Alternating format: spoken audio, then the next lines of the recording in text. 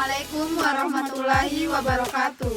Perkenalkan, kami dari kelompok 14 yang membawakan materi tentang perencanaan usaha.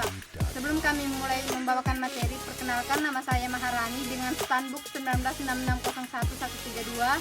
Perkenalkan, nama saya Maya Nabila dengan Stanbook 196601218. Perkenalkan, nama saya Rafika Ayu Kartini dengan Stanbook 196601121. Baik, yang pertama adalah perencanaan usaha. Setelah ide untuk memulai usaha muncul, langkah pertama yang harus dilakukan adalah membuat perencanaan usaha.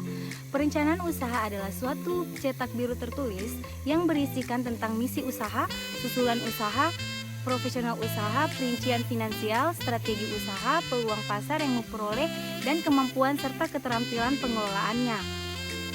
Perencanaan usaha sebagai persiapan awal memiliki dua fungsi penting. Yang pertama adalah sebagai pedoman untuk mencapai keberhasilan manajemen usaha, dan yang kedua adalah sebagai alat untuk memajukan kebutuhan permodalan yang bersumber dari luar. Menurut Zimmer, ada beberapa unsur yang harus dalam perencanaan usaha, yaitu yang pertama adalah ringkasan pelaksanaan, yang kedua adalah profil usaha, yang ketiga adalah strategi usaha, dan serta jasa produk yang pemasaran. Secara terperinci, komponen tercantum atas dua. Yang pertama adalah ringkasan eksekutif dan perencanaan usaha secara detail. Setelah membuat ringkasan eksekutif, langkah berikutnya adalah menentukan misi usaha. Beberapa aspek yang biasanya terdapat dalam proposal usaha yaitu manajemen usaha, pemasaran, produksi atau operasional, dan keuangan perusahaan. Selanjutnya B. Pengelolaan keuangan. Pengelolaan keuangan adalah bagaimana mengusahakan sumber dana, menggunakan dan mengendalikan dana-dana perusahaan. Ada 3 aspek yang harus diperhatikan dalam pengelolaan keuangan, yaitu aspek sumber daya, aspek rencana atau penggunaan dana, dan aspek pengawasan dan pengendalian perusahaan. Sumber dana perusahaan dapat dibagi menjadi 2 golongan sebagai berikut. Yang pertama adalah dana yang berasal dari perusahaan tersebut atau pembelanjaan internal, dan dana yang berasal dari luar perusahaan yang disebut dengan pembelanjaan eksternal. C. Teknik dan strategi pemasaran. Pemasaran ialah kegiatan meneliti kebutuhan dan kegiatan konsumen, menghasilkan barang atau jasa, menentukan harga, mempromosikan dan mendistribusikan barang dan jasa.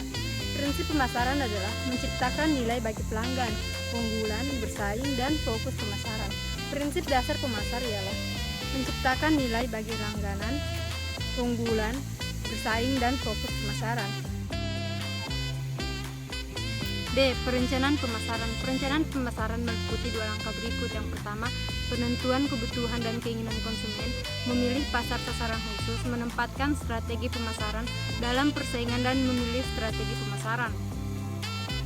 Kemudian, bauran pemasaran meliputi 5P, yaitu problem atau share, produk, place, price, dan promotion. Yang pertama ada produk.